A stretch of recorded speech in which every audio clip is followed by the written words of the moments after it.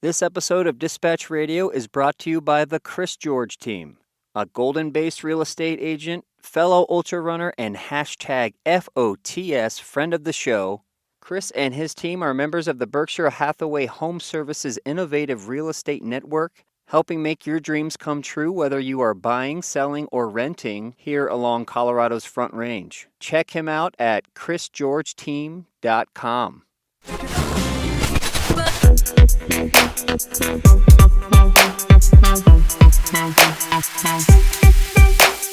Backcountry Colorado, hiking, backpacking. I did a lot of marathons and was convinced to do some ultras. Climbing, and I do filming and photography. I have a plan. Can you drop me off on the Grand Canyon at 4 a.m.? And I think everyone will have that experience where you do it and it's like, wow, that wasn't just a physical journey, it was really spiritual.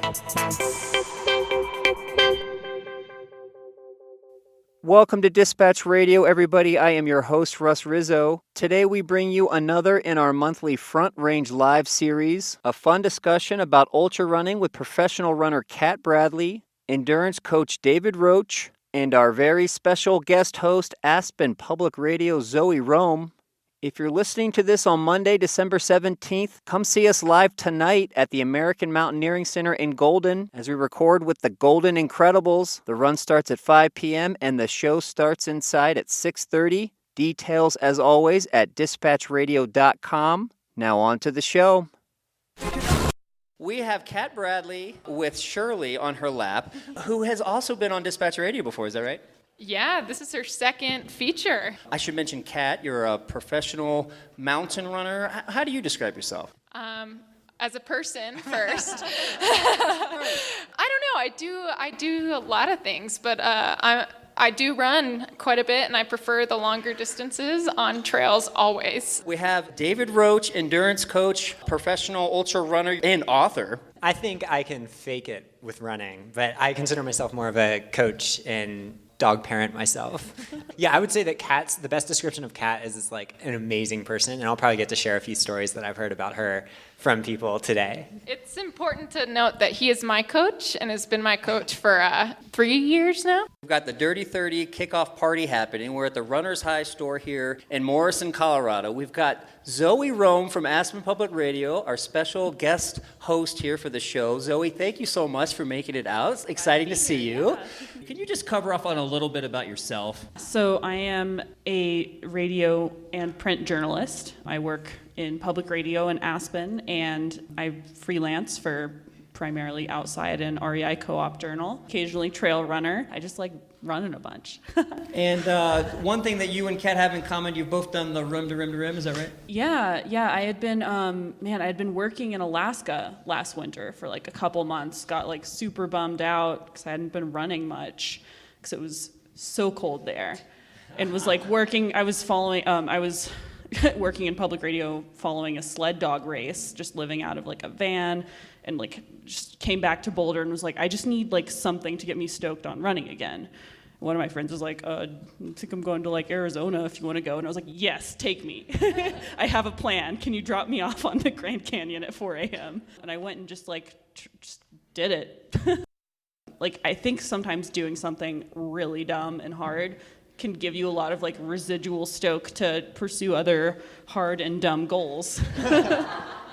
And I was mentioning earlier, we've been recording all summer a series on the Runner's High, the science and non-science behind it. And here we are sitting in the Runner's High store. Yeah. Whoa, my mind is blown. So that's amazing. It's like full circle. And could you, for our podcast audience, maybe David, could you just look over your right shoulder and describe what you see?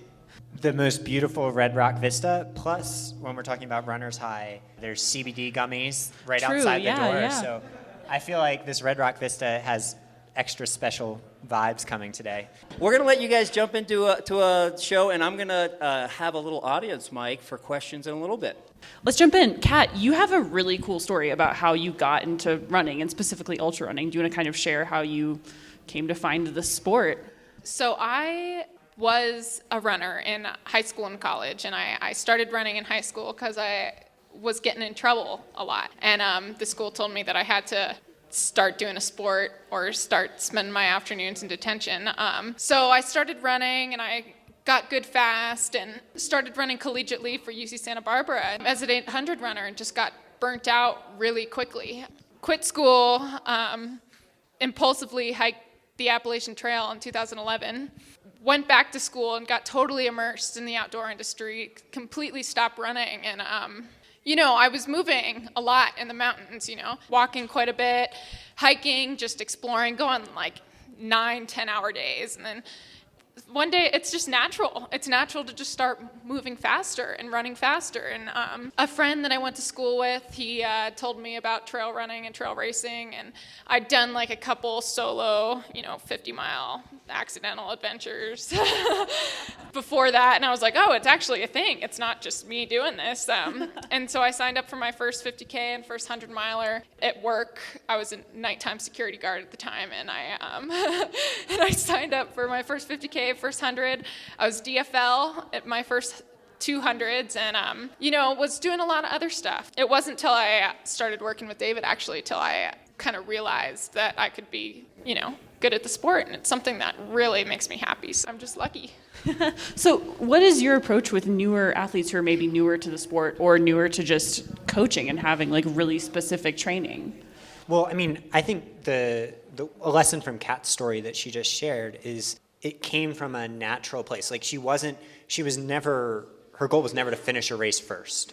Because if it is, like, you're signing up for burnout before you ever hit a finish line. And so Kat did it from this place of love. So when I met her in like mid 2016, she just exuded this like passion that was totally independent of the results that would come later. So for runners that are just starting out, it's like finding whatever drives that passion for you. For Kat, it was moving through the mountains. For other people, it's like the daily purpose that comes from running, like, running training. Having a goal on the horizon that you have to work real hard to, like the Dirty 30, 50K, or 12-miler. Or, it can even be like less romantic, beautiful things. Like, I really like to eat pancakes, and after these, Saturday morning runs, I get to eat 5 extra pancakes. So, like, finding that internal incentive structure and, like, gripping onto it real tightly, because that's what will guide you through not just the good times where it's easy to be into anything, but like the bad times, the tough times that,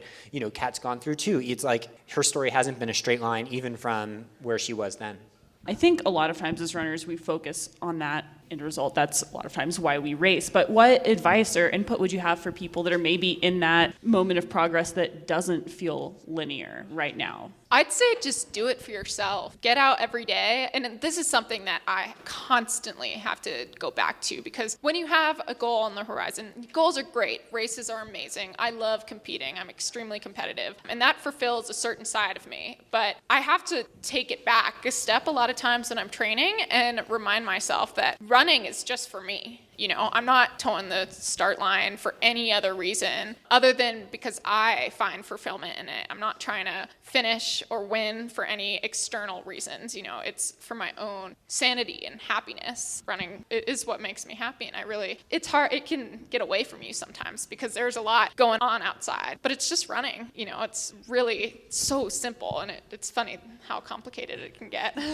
You've written a lot about like embracing the suck. What advice do you have for athletes that are maybe kind of in the middle of the suck right now?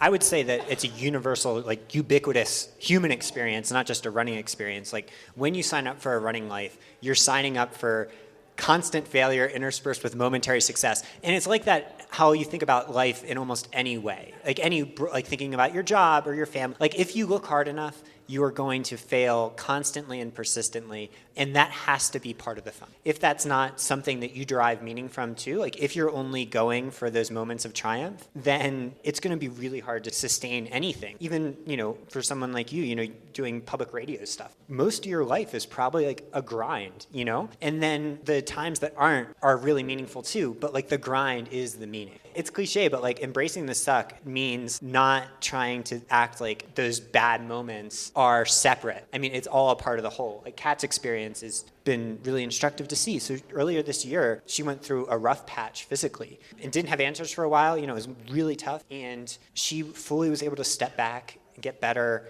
but at the whole time, like laugh at herself and laugh at the experience. And that's what let her be top 10 at UTMB just a few months later. Kat, what do you think runners or athletes can learn from being able to kind of step back from the thing that we love the most, the thing that gives our life a lot of joy and meaning at times? Again, it's so important to remember that you are you first and a runner second. So yeah, I'm a runner, but also I'm Kat. I'm also, a dog mom, and I have a wonderful life with my partner Ryan, and I ski, and I write, and I coach, and I'm so many other things, and it's important to have another identity. You can't define your self-worth by being an athlete. It certainly can be a part of that, but it can't define it. As a coach, you run as well and have had a successful career. Are there ever times where maybe being the person that people go to when that people turn to for advice, either in your writing or your coaching, is that ever hard in your own kind of personal running? Like, do you ever struggle with that? That's an awesome question. Not personally. I mean, I can totally understand why someone would. For me, my entire life's meaning comes out of trying to support others on their journeys. It's so cool to see the success of others. In the audience is Andrew Simmons from Lifelong Endurance. Seeing their coaching be such a big part of this Dirty 30 event, to me, is so cool. I know he's an amazing coach and he's a friend. I think one of the big things I've seen with Kat over the last year is how much joy she gets from others' successes. So she had the Grand Canyon fastest known time, one of the best running performances ever, but it got exceeded a couple weeks ago. And in her log, where we talk very privately, I think she'll be okay with me sharing this, she was so excited for these people that had beat that time. So I feel like once you start really rooting for others, whether in running or anything else, it lifts a huge weight off your shoulders. And so with my coaching, it's the ultimate in rooting for others. Essentially, it's like being a sports fan times 20,000. So Chris Harrington's in the audience, and he has a race. I can't sleep that night. I'm so excited. The problem with Kat's races is they're often overnight, so I don't sleep at all. Kat, can you speak a little bit about how you try to build or support community and how you run as an individual? One of the reasons that I got so burnt out as a collegiate athlete, I was a big fish in a small town. As a 16-year-old girl, I grew up in Hawaii and was pretty used to winning everything. And then I started running collegiately, and it was all of a sudden a really small, slow fish. And I resented my teammates for that, and I was angry, and I took every time I got passed or beat personally. And when I quit the sport and started getting into the outdoor industry, which is extremely communal, because when you're out on these long days, you really get to know someone in ways that you don't, it's a very intimate sport, even if you're just hiking or climbing, or I did a lot of rafting. It's so intimate because it's, you rely on each other for, quite frankly, your lives, And I just realized through that how important it was to me to help people and care for people, and that's what fulfilled me. And then so when I started competing again, sometimes I had to remind myself, because it's easy to go back into that habit. It's like anything, if you just keep saying it over and over to yourself, I want that person to do well, you really start to believe it. And I realized I needed that for my own happiness. As a coach, how do you try to build community not only with your athletes, but kind of in the larger trail running world as well? My wife, Megan, who coaches with me, the way we say it is that if everyone is on your team, you always win. That's not just running. Apply that to everything in your life. If you can get this, you're rooting for the people around you, even people you don't know, man, life gets so good. And the cool thing about the trail community, I think in particular, is that community ethos is pretty much permeated everything. You're ostracized pretty quickly if you're selfish or ego-driven, though there are exceptions. And so to fully embrace that element of it, as much as you possibly can. My challenge to everyone in the audience and everyone listening is try to give as much of your energy to the people around you, even if nothing gets reflected back onto yourself. Don't think about that. And I think usually you'll find that lifts you up too. And if it doesn't, you're left with these great vibes out in the universe. Yeah. How can we as trail runners show up for each other, whether it's at a race like the Dirty 30 or just on a Saturday long run? What can we do? I think the biggest thing is encourage people to do it with you.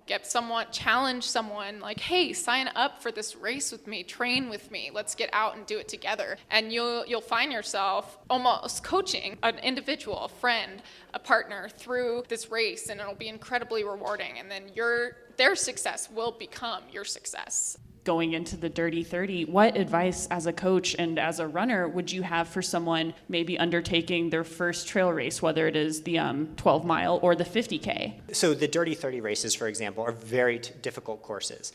But just because the course is difficult doesn't mean you need to do that all the time in training. If you're doing the 50K, you don't need to be running super long things that feel impossible now. Like the builds can be so much more conservative and like safe. The things that we did today are great training. Prioritize consistency in your running development, not the epicness that seems like it should be required. I mean, Kat, for example, won Western States off of like 60 miles a week, which is a lot. It's a lot of miles. But you would think that to be one of the best in the world at this, yeah, you have to do like 120 miles a week, right? It just shows that while she just did 60 some miles a week, she was super consistent in what she did. And then at mile 75, I got texts from athletes on the course that said, Kat looks like she's sprinting right now.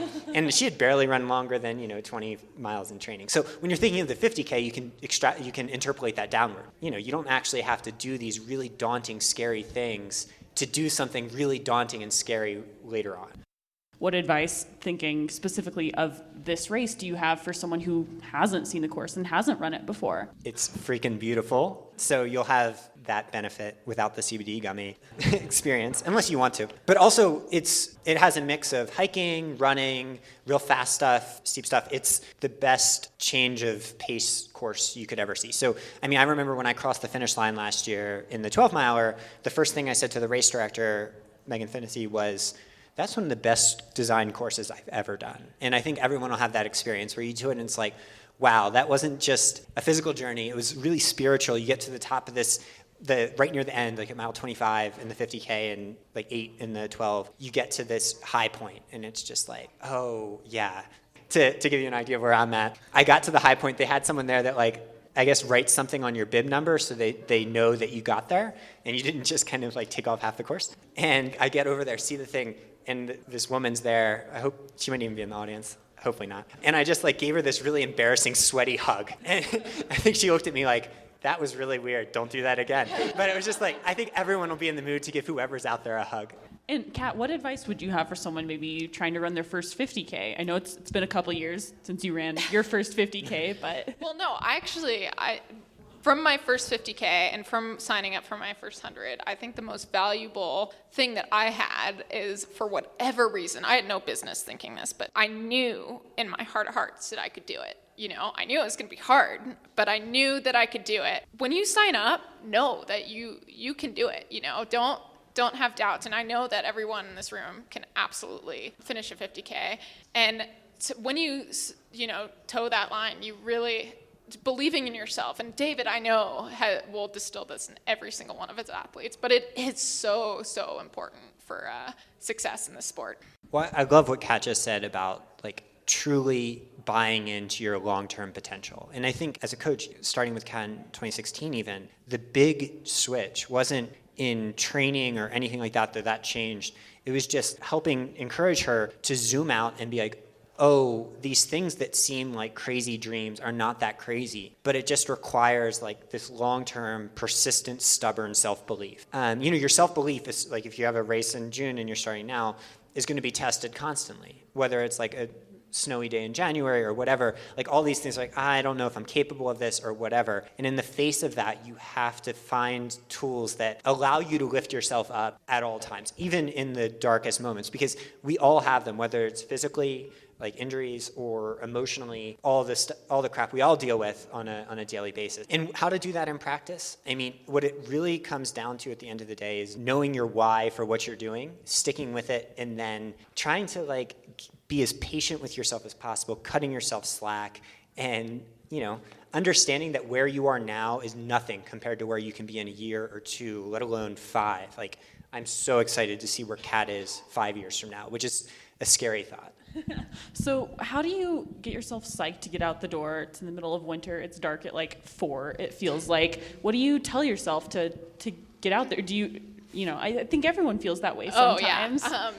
David mentioned that I had some struggles last year, and a huge part of that is I resented, my running shoes. Running in the winter is hard, and I just got burnt out. But there's two things, and the two biggest things are, one, cutting yourself some slack. If you have a workout planned and it's 4 p.m. and it's dark and you just had a crazy day and there's ice on the roads, leave your watch at home.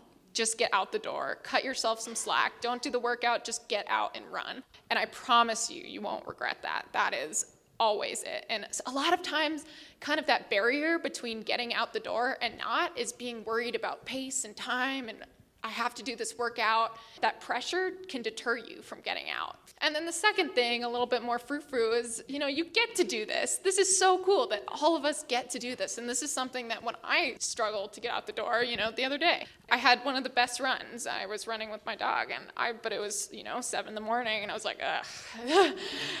I had just reminded myself, no, I get to do this today. I get to run. And that's, super valuable. We're going to add 2 more chairs here. If we can get Megan Finnessy, race director of Dirty 30, and Andrew Simmons to join us. We're going to take your questions, y'all.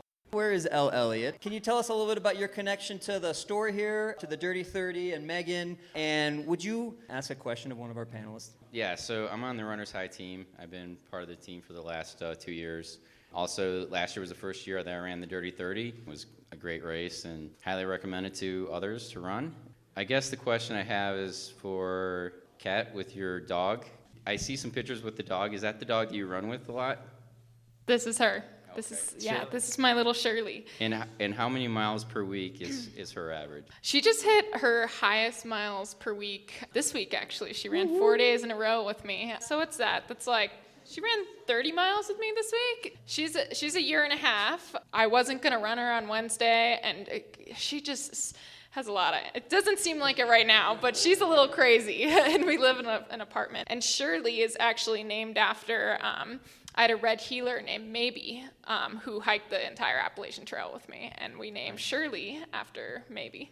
Show of hands if you have a running dog. Anybody? I run my dog. Rochelle's got a little white dog. Did anybody go to the Courtney DeWalter show the other week at New Terrain? I know Elliot was there.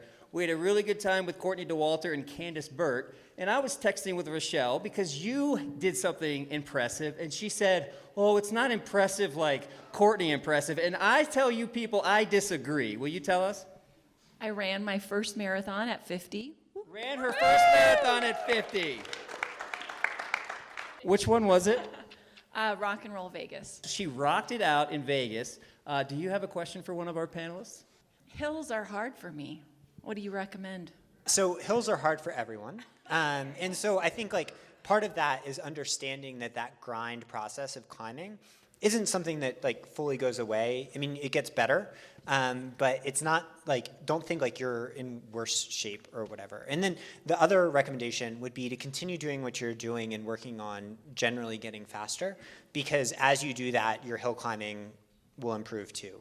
I'm going to add one more. The third thing is, so a lot of us when we climb, just because we can only put out so much power, your form necessarily starts to break down. So if you do things like a 10-minute hill climb interval or whatever, by the nature of it, at least for me, I'm kind of slogging up. And when you do that, your body doesn't actually adapt to the stimulus as much as it can. So when you can do things like hill repeats, but keep them shorter, anywhere from, it can be 30 seconds, it can be a minute or two, but keep them shorter so that you can keep that fast, springy form that then will help you on the longer climbs later. Get out of that mindset of, these long climbs are needed to become a better climber. Instead, the shorter climbs might actually help a lot more. Justin Mitchell, terrible runner. I quit all the time, every other day. I've read your book. It's very good, David. I know about Kat and Megan. As somebody who really started off running as a New Year's stupid challenge, somebody was like, oh, you can't do it. You won't do a 10K. I was like, whatever. I'll do it with you. How do you get and define your purpose and keep it? David can attest to this, but I can't do something. I can't do a race. I can't do whatever unless I'm really, really fired up about it. It has to be what I sleep or dream about. It has to be, what I just want to talk about. And I'm just a really driven person like that. And if I'm not super inspired by it, I don't care. So for anyone who's struggling with motivation, I challenge you to find something like that. Just to find it, whether it's doing a rim to rim. I think that's such a great goal, and it doesn't have to be a race, because sometimes races aren't the most inspiring things, Maybe it's to like a cool local one is like Pawnee Buchanan. Train for Pawnee Buchanan Loop. It's just one of the most beautiful runs in the country, and it's something that you can do by yourself and get home and feel accomplished, and just like find little projects, your own personal projects that you do for yourself and nothing else. Speaking of rim to return, so Megan Fennessy's done it twice, guys. She did it this year, right? We did. And can I ask how old you are, since we did the age thing? I'm 50. Another 50-year-old crushing it out there, guys, huh? Give it up for the 50-year-old ladies. I'm going to embarrass somebody. So the guy in blue over here, this is Chris Mendoza, guys. He, how many weeks ago was the world's toughest mudder? 4 weeks ago, he became the world champion, world's toughest mudder. That is pretty badass. But get this. What do you do for a day job? I'm a dentist anesthesiologist. Ladies, at a bar. This guy's single, by the way. So we're deeming him the outdoors most eligible bachelor. Eric Sanders, he's given his blessing. He's locked down. He was the most eligible bachelor. This is the kind of place Golden is. Thank you so much for coming out. Can you introduce yourself? Hi, Melissa Minsick. Been a trail runner for maybe about 7 or 8 years now, and I have a question for David. I read your article recently in the Trail Runner magazine when you were talking about if you want to get better at the uphill, to focus on your speed work.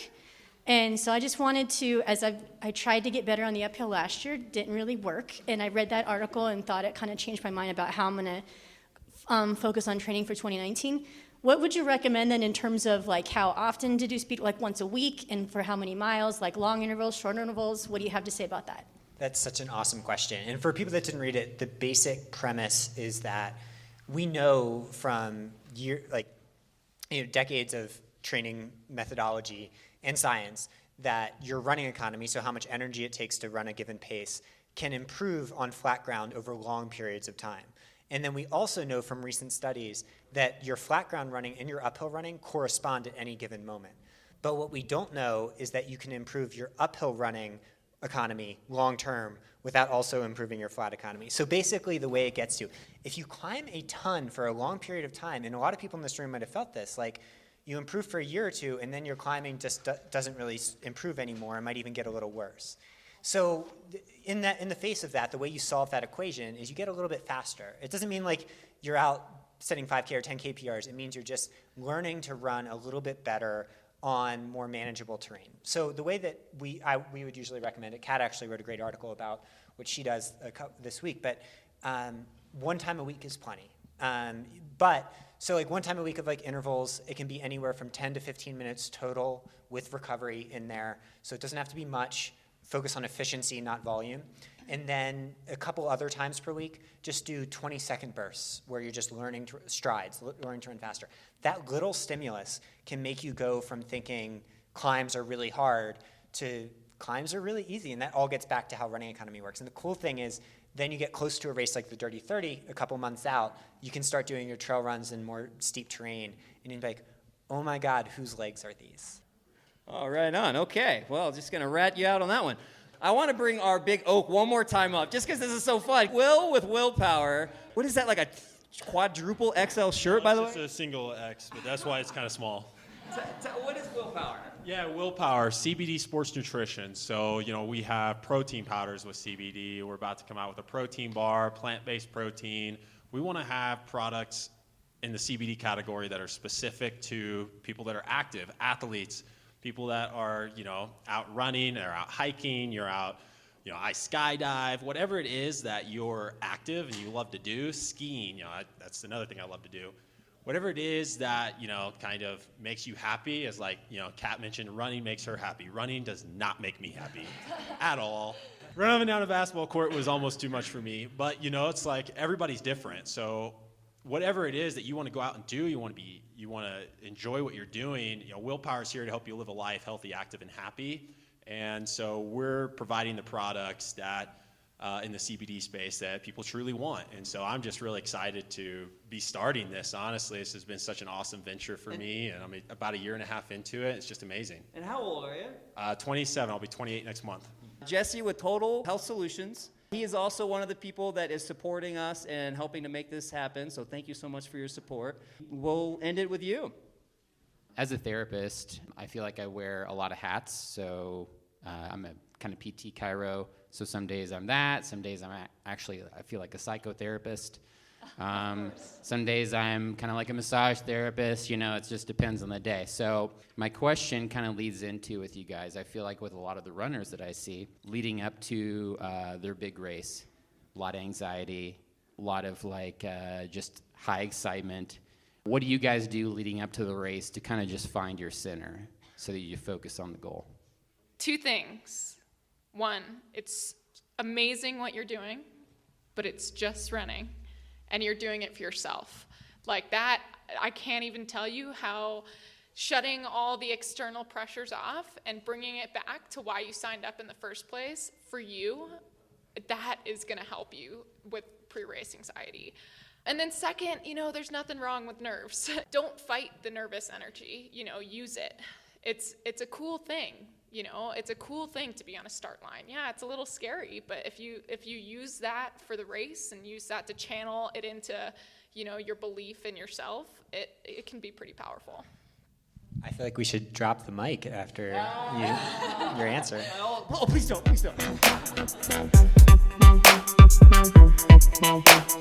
If you enjoyed the episode, please let us know with a review on Apple Podcasts or wherever you're listening to this right now. If you'd like to hear all about the Dirty 30 and updates to this year's race, hop on over to the next episode. You'll get all those details from Megan Fennessy and endurance coach Andrew Simmons, with a couple of cameos as well. Thanks for tuning in.